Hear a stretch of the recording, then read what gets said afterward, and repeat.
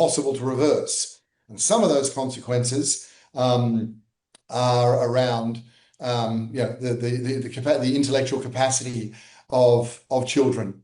So all those things combined may push somewhere towards the answer you're looking for. Thank you. Thank you. I've got a question from Catherine Fiancon-Bokonga. Go ahead, please. Good morning to all. Good morning, James, and Happy New Year. My question is a follow-up of John's question regarding children who need to go under surgery. Are there children supposed to leave the country and be accepted abroad, and that are who are not allowed to fly out? Are you still waiting for authorizations for these children to leave the country with a parent? Yes, we are.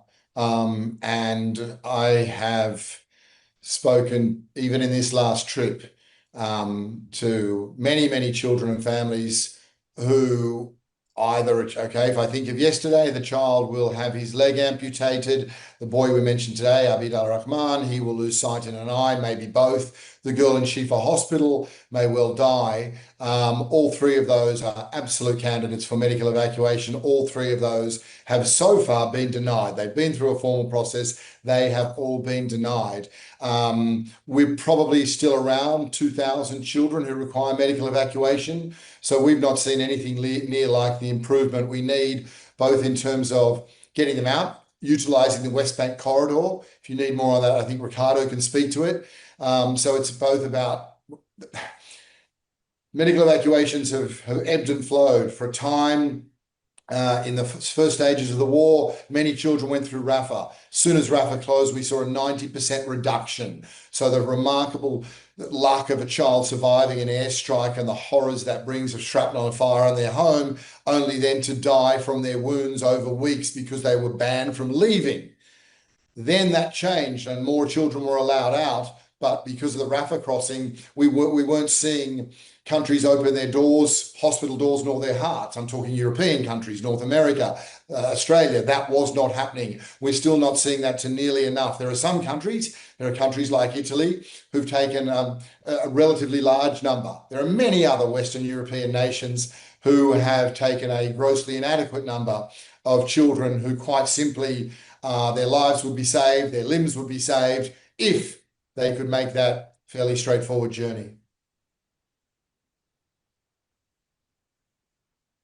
Yeah, just to add to that, when I was last in Gaza, that is what really stayed with me, the amount of parents outside health clinics or temporary shelters waving papers showing that they've done everything they could to try and get their children evacuated from Gaza, and yet things were not moving. And obviously when you have such life-threatening injuries, as James mentioned, on kids across the strip, and at that time there wasn't a ceasefire, every day counts, and it was just not moving fast enough. And it's beyond just an issue of opening crossings like Rafah, as James mentioned, but also political will from UN member states and countries to absorb that demand and support Palestinian children who are fighting for their lives and yet cannot get the medical attention they so desperately need. Thank you very much, both. Catherine, I see your hand is still up. I don't know if you have a follow-up. Yes, thank you, Michele, for giving me the floor back. It's regarding the figure about children waiting for leaving the country or would need to leave the country. James, you spoke about 2,000. You mentioned 2,000 children. Does it mean that 2,000 children should leave the country? Or how many out of them have their has the exit been denied, refused? Could you clarify these figures? Thank you. Yeah, thank you. Look, so medical evacuations is a WHO mandate, and they have been, to be quite frank, tireless and brilliant on that. I've seen what they've done, both in terms of going through the crossfire, but also in terms of the bureaucracy.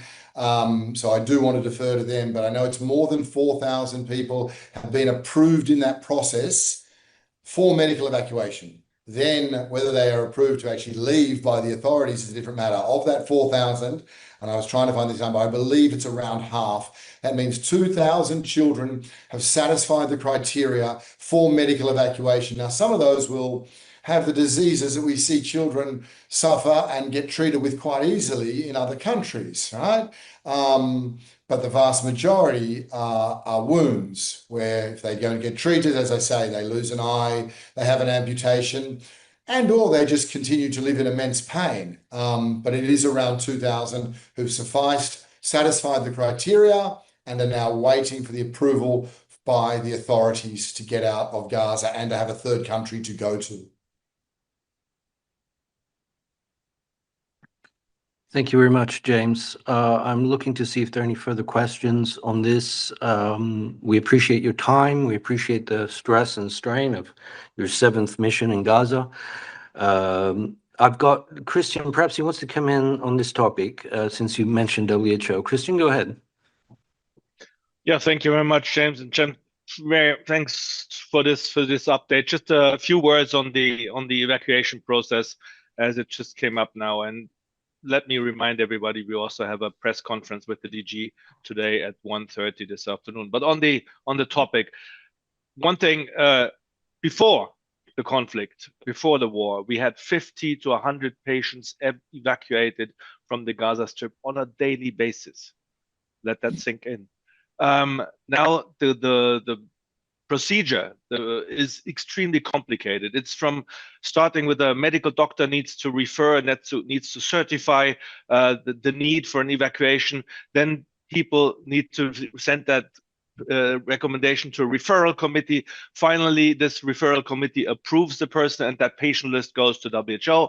This list gets submitted. That's then when people have a referral in hand, but that's the beginning of the process. Unfortunately, it goes further. It needs security clearance at the very end from the Israeli authorities. It needs a country to pick up and accept medevac people and patients and their companions. And these last two steps are very often where, despite the referral papers in hand, despite the system in Gaza ready to go and ready to evacuate, we still cannot evacuate patients, and they either do not get accepted outside or cannot leave because of the companions, for security clearance, what have you.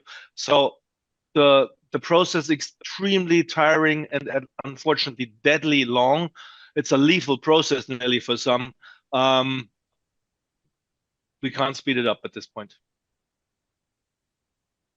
Thank you for coming in on that, Christian. I don't know whether you want to say a little bit more now briefly about the press conference that you mentioned, or whether you'll come back later. If I'm on, thank you very much. I can do that right away. Yes, that's the only thing to say. We have at 1:30 today, so that's already in 2.5 hours. DG press conference, you have all seen the invitation, and it's also on, especially on health taxes. Today, there are 2 reports. You can have the reports beforehand. Many of you have already asked for it. If you haven't done so, please check with media inquiries for the reports that will be discussed today, amongst many other topics. Thank you. Thank you, Christian. Thank you very much to James Elder in Gaza. Thank you to Ricardo here in Geneva. And we're now going to move on to Jeremy Lawrence from the human rights side. And you've got 2 items for us, right? Thanks, Michele, and good morning, everyone. As you will have seen, the High Commissioner has just issued a statement, or is issuing a statement imminently, on Iran. We are horrified by the mounting violence directed by security forces at protesters across Iran, as reports indicate hundreds have been killed and thousands arrested.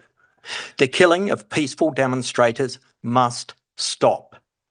The labelling of protesters as terrorists to justify violence against them is unacceptable.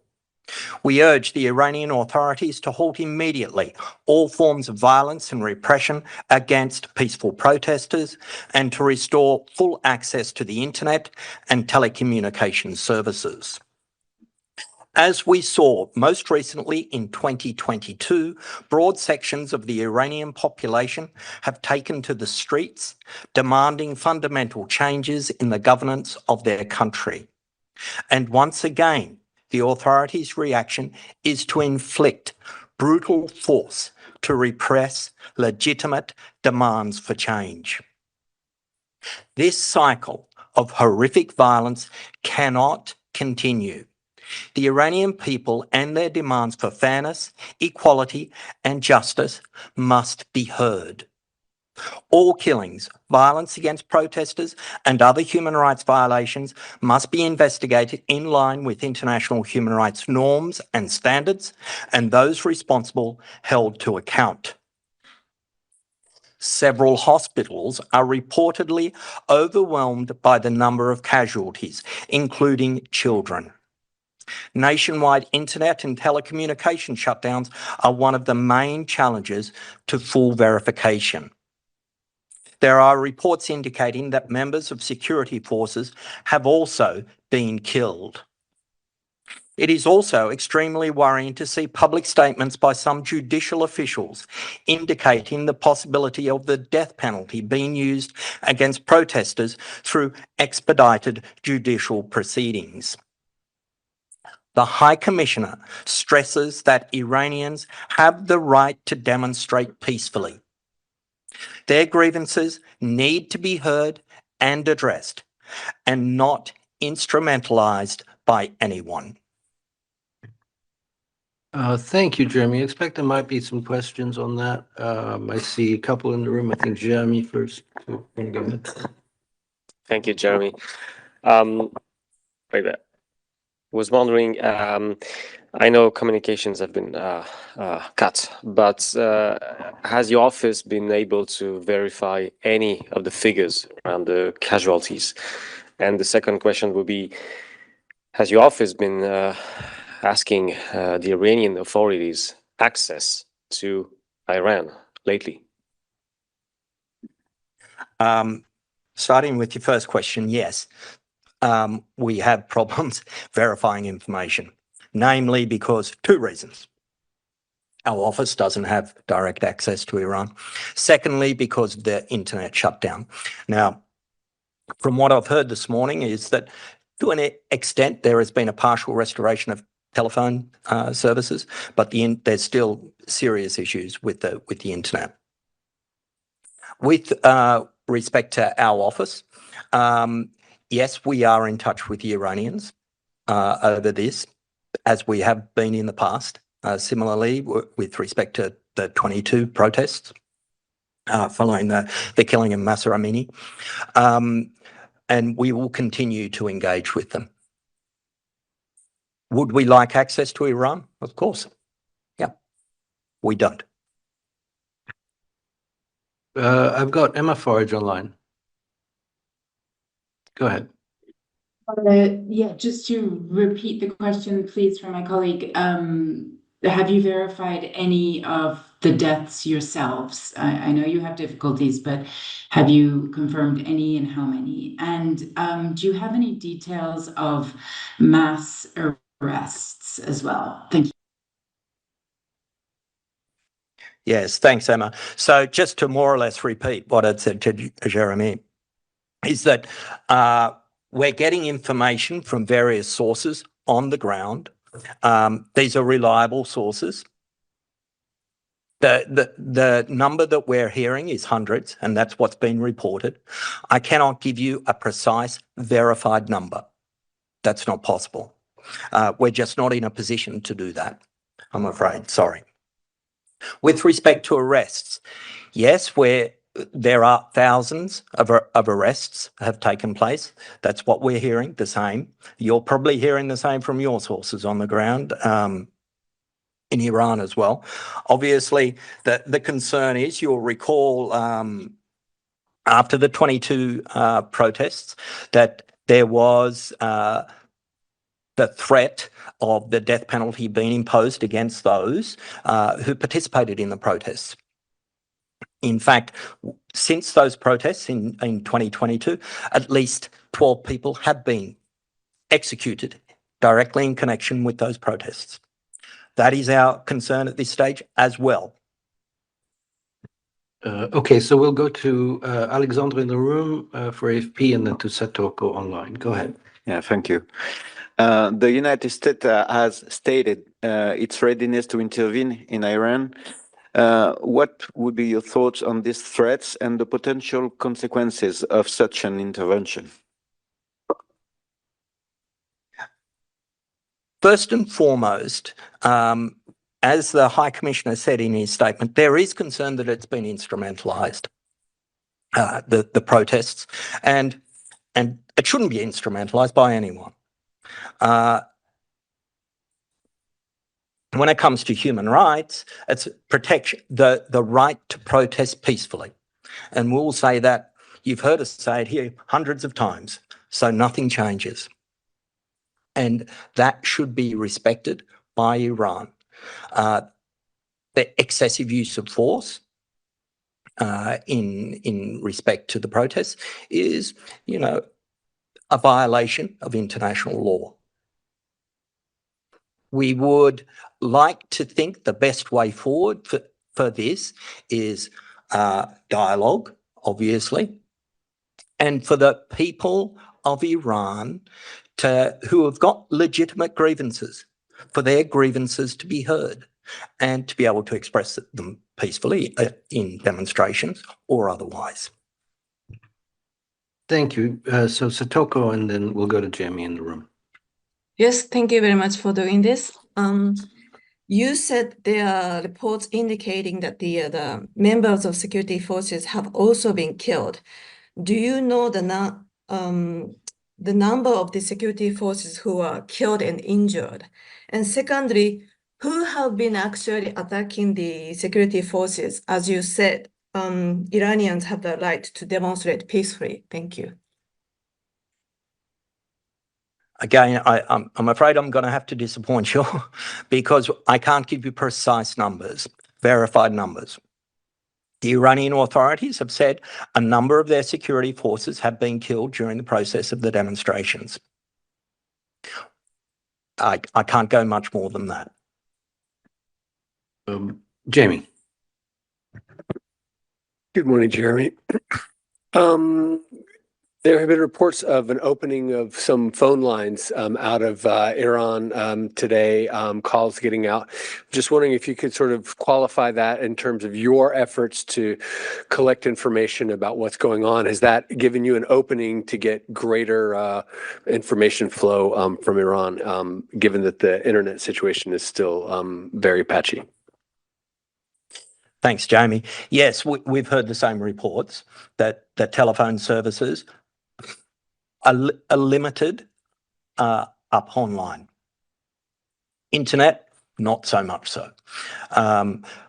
But these are, it's crucial to communicate mostly, also to the outside world and to communicate with organisations like ours or other human rights organisations, but most importantly for the people of Iran to be able to communicate amongst themselves.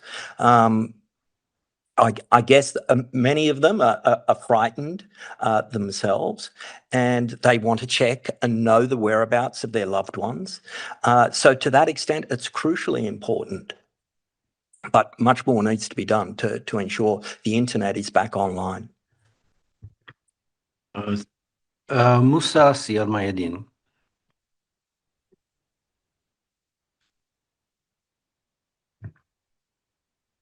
Moussa, on vous entend pas. Oui, bonjour, mais c'est pas sur l'Iran.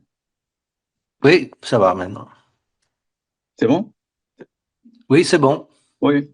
Well, I had a question about the violence used by U.S. security forces against protesters in some U.S. cities. And do you have any information about the situation of the...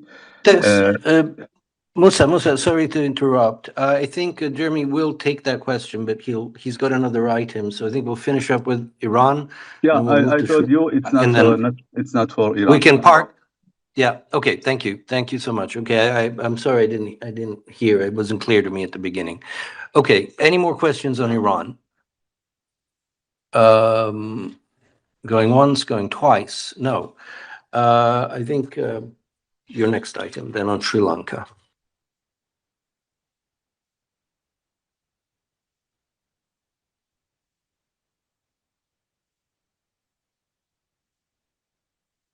Thanks for your patience. A paper published by the UN Human Rights Office this morning highlights that conflict-related sexual violence in Sri Lanka remains largely unaddressed, with survivors, both men and women, still being denied long overdue justice. Titled, "We Lost Everything, Even Hope for Justice," the brief is based on a decade of monitoring and reporting by the UN Human Rights Office and extensive consultations with survivors, local experts on gender-based violence, civil society, and others. It concludes that the government of Sri Lanka must urgently follow through on its commitment to advance domestic accountability and undertake transformative reforms with specific attention to this issue. The document finds that the lack of accountability, acknowledgement, and reparations for gross human rights violations and wartime crimes have created a legacy of impunity that continues to shape the lives of survivors today. Many victims from the conflict, which ended in 2009, continue to suffer chronic physical injuries, infertility, psychological breakdowns, and suicidal thoughts. Survivors and their representatives described an enduring climate of surveillance, intimidation, and harassment, contributing to underreporting, deep stigma, and the near absence of effective remedies. Sexual violence in conflict constitutes a serious violation of international law, which may amount to war crimes or crimes against humanity. Sri Lanka is legally obligated under multiple international treaties and commitments to prevent, investigate, and prosecute such reparation for survivors. The paper highlights how militarization and emergency legal frameworks have created an environment in which gender-based violence, including sexual violence, continued to be reported after the conflict. Beyond the shocking cruelty of the abuses, including rape, sexual mutilation, forced nudity, and public degradation described by survivors, many felt that such attacks were intended to cause lasting trauma and break down communities. As one survivor put it, sexual violence is a torture that never stops. The paper finds that stigma extends to their families, and children born of rape have been labelled and discriminated against. Communities remain fractured by silence, fear, and unresolved trauma.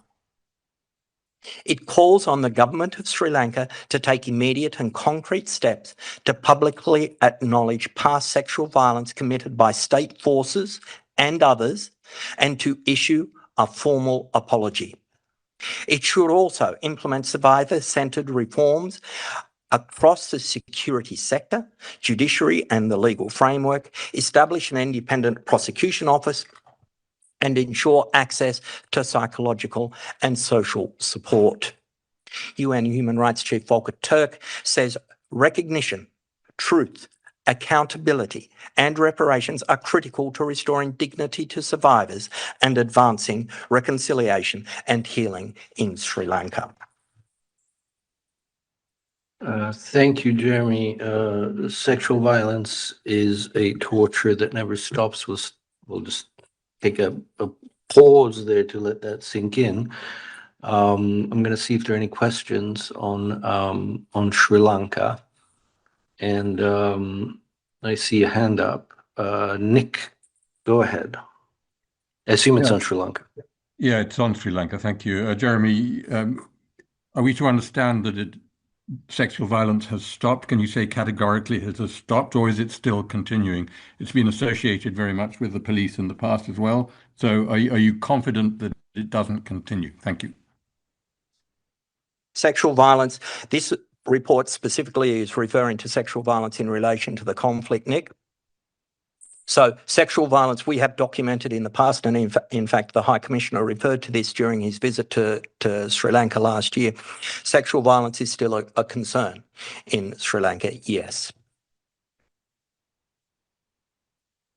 Thank you. I'm looking to see if there are any more questions on Sri Lanka. If not, Musa, perhaps you'd like to repeat your question and then see if for Jeremy, I assume. Go ahead.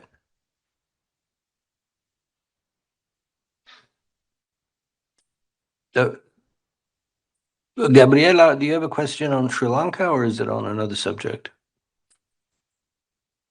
Hi, thank you, Michele. It's on another subject. Okay, so let's go to Musa and then we'll come to you. Go ahead, Musa. Merci. Well, my question about the violence used by U.S. security forces against protesters in some U.S. city like Minneapolis. Do you have any information about the number of detainees or injuries? And do you have any information about the situation of the Venezuelan president who was kidnapped by the United States? Thank you. Thanks, Musa. I'll work my way backwards if you don't mind. On the second question, I don't have anything further to add, apart from what we said in the past. With respect to your first question, and the violence, and I guess you're referring more specifically to Minneapolis. Under international human rights law, the international use of lethal force is only permissible as a measure of last resort against an individual representing an imminent threat to life. We take note of the FBI investigation and insist on the need for prompt, independent, and transparent investigation into the killing of Ms. Good. We urge all authorities to take measures to de-escalate tensions and refrain from incitement to violence. Thanks. I think Jamie wanted to come in on that. Go ahead. Thank you, Jeremy. Thank you, Musa, for the question. Following up on that, you say that the use of lethal force is only permissible as a measure of last resort against an individual representing an imminent threat to life. What is the assessment of the UN Human Rights Office about whether there was an imminent threat to life or not in this case? Jamie, that wouldn't be really for us to make a judgment call on. What we have said quite categorically is there needs to be an independent and prompt investigation into this. Thank you. I think Gabriela next. Go ahead. Yes, thank you very much, Michele. Hi, Jeremy, my question is on Venezuela. Do you have a comment on the situation of the people inside Venezuela? Because I heard that the new president, Delcy Rodriguez, said that everyone that says something against the government will be detained. Is that accurate? Do you have a comment on that? And also, what about Edmundo González, who was elected president in the elections of 2024? I mean, he's the president of the country. Why Delcy Rodriguez is there? I mean, that's my questions. Those are my questions, if you have comments. Thank you so much. Thanks, Gabriela. The second question, I would actually point you probably to New York. I think that's more of a political question that they can take. With respect to your first question, I guess the answer is simply that the people of Venezuela should be entitled to live in peace and go about their lives with all due respect for their human rights. Obviously, there has been the people of Venezuela have struggled over years, and we would like to think that there is progress in helping them transform their lives from and to avoid the misery that they've experienced for so long.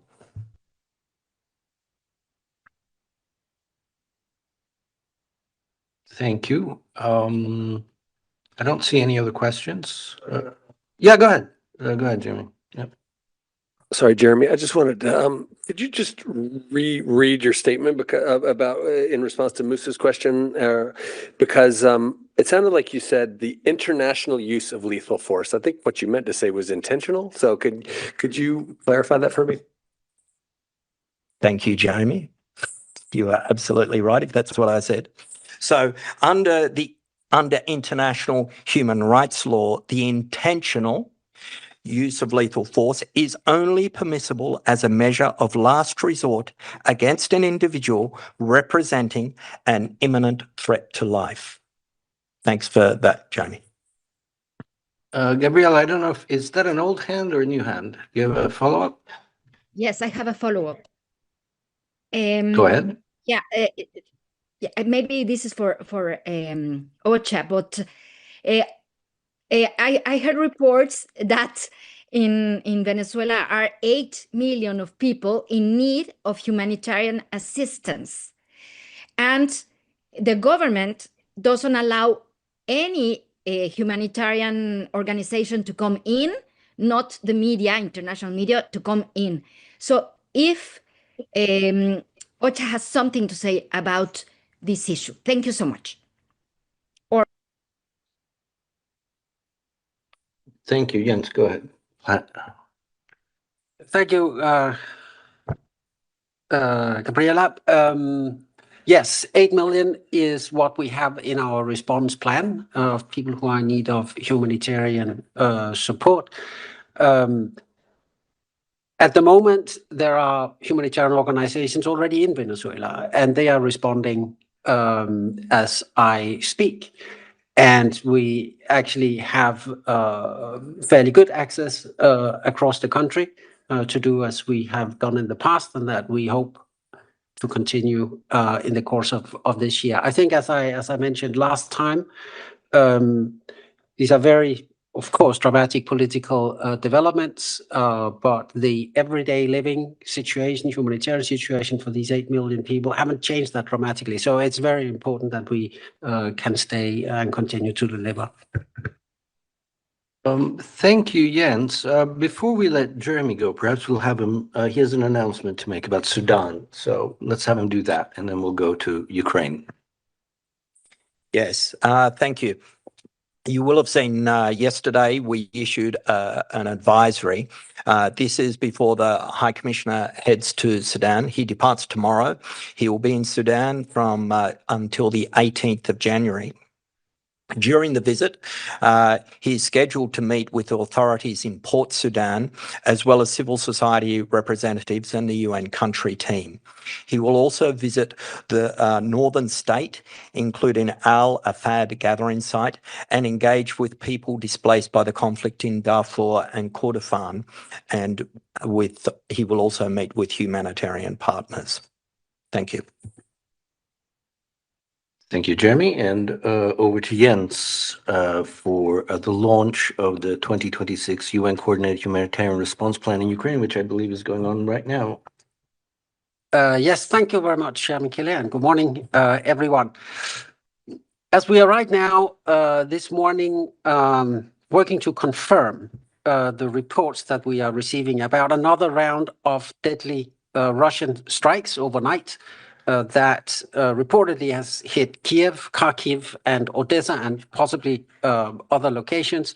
We are right now launching in Kiev the United Nations Coordinated Humanitarian Response Plan for 2026, and we're doing this, of course, in collaboration with the government. It's a plan that complements the government's own support and with our many humanitarian partners in Ukraine. And indeed, it is live streamed right now, and I can see it is ongoing. So the electricity cuts that we hear from these overnight attacks in Kiev has apparently not yet, at least, hit the launch. So you can follow that on UN Web TV. As the war in Ukraine grinds on and soon enters its 5th year, humanitarian partners aim to reach 4.1 million people this year with life-saving support, and that includes food, healthcare, shelter, protection, cash assistance, as well as other types of aid. Overall, an estimated 10.8 million people across Ukraine will require humanitarian assistance this year, including internally displaced people, of whom there are 3.7 million, and others affected by the war. To realize this plan, we and our partners are asking for $2.3 billion this year. Frontline areas and northern border regions face the highest humanitarian needs due to the shelling, destruction of civilian infrastructure, and persistent disruption to essential services that people rely on to get through winter. That's power, that's heating, that's water. We have particular concern, of course, of people living in territories occupied by the Russian Federation because they remain largely cut off from essential services and protection systems. As I mentioned, widespread disruptions to power and heating during extreme winter conditions, and we're talking minus 10 degrees in some places, are creating a crisis within a crisis and pushing people to the breaking point. Humanitarian assistance is delivered to complement the national response, and national and local organizations alongside their international partners, including the UN. They play a central role in this response, often the first to act in the most difficult and dangerous conditions. The full plan is now available online, and I will share the link in an email to you just after the briefing. Thank you. Thank you, Jens. Go ahead, please, F. Hi. Regarding the people living in the occupied territories by Russia, do they have access to the humanitarian aid, or do you know how is their situation different from the other territories? It is different because these are, as you know, contested areas. For the United Nations, this is still Ukraine. For the Russian Federation, it's not Ukraine. So there are issues at that level. And at the moment, we do not have the access as the United Nations as we would like to see, because, you know, as I mentioned, there's 1 million people there that we believe are in need of humanitarian assistance that they are currently not getting. There are some NGOs that are operating there, but not at a scale that is required. Thank you. Going to give that a moment to see if there are any more questions on Ukraine for Jens. So questions for Jens tout court. Doesn't seem like it. Thanks very much. He's relieved. And I'm hoping Claire Nullis is still online because she had an announcement to make. There she is. I see her. Good to see you, Claire. The floor is yours. Okay, yes, good morning, belated Happy New Year to everybody. This is just a quick announcement to say the World Meteorological Organization, tomorrow, the 14th of January, we will be issuing a press release on the consolidated global temperature figure for 2025. We're doing this in conjunction with 8 dataset providers. That includes the European Union's Copernicus Climate Change Service, includes the UK's Met Office, NASA, NOAA, Japan Meteorological Agency, and well, 3 others. That's just to give you an indication. We're getting a lot of media inquiries about it. Copernicus for Europe have already issued their figures under embargo. And their embargo will lift at 4 a.m. tomorrow. The WMO press release will be under embargo until 3 p.m. Geneva time tomorrow afternoon. And the reason for this is that we coordinate with NASA and NOAA. And so, you know, we have to be bound by their time frame, and they will be issuing their respective releases at 9 a.m. US time tomorrow. Just to explain, you know, all the data sets have slightly different methodologies, so they, you know, we all have slightly different figures, which is why the WMO issues this, you know, this combined press release, just so decision makers can have, you know, one consolidated figure to work from. So we'll try, it's been a bit of a last minute scramble just because we only got the data in late last night, but we will try and issue it under embargo ahead of time. Might not have time for translations, but certainly in English. Thanks. Thank you very much, Claire. I don't see any questions on that. If there's nothing further, no. If there's nothing further, well, I've got just some announcements regarding, as you know, probably those of you who follow the treaty bodies of the human rights pillar, the Committee on the Rights of the Child resumed this week. They're meeting at Palais Wilson, and they've reviewed the Maldives, I believe it's Ghana today. The review of Uganda has been cancelled. Other countries are under review are Pakistan, Ethiopia, Colombia, Spain, Malaysia, and Malaysia. I think if there are no further questions, I know some of you are covering the WHO DG's press conference this afternoon at 1:30, and so we'll wrap it up there. Thanks very much.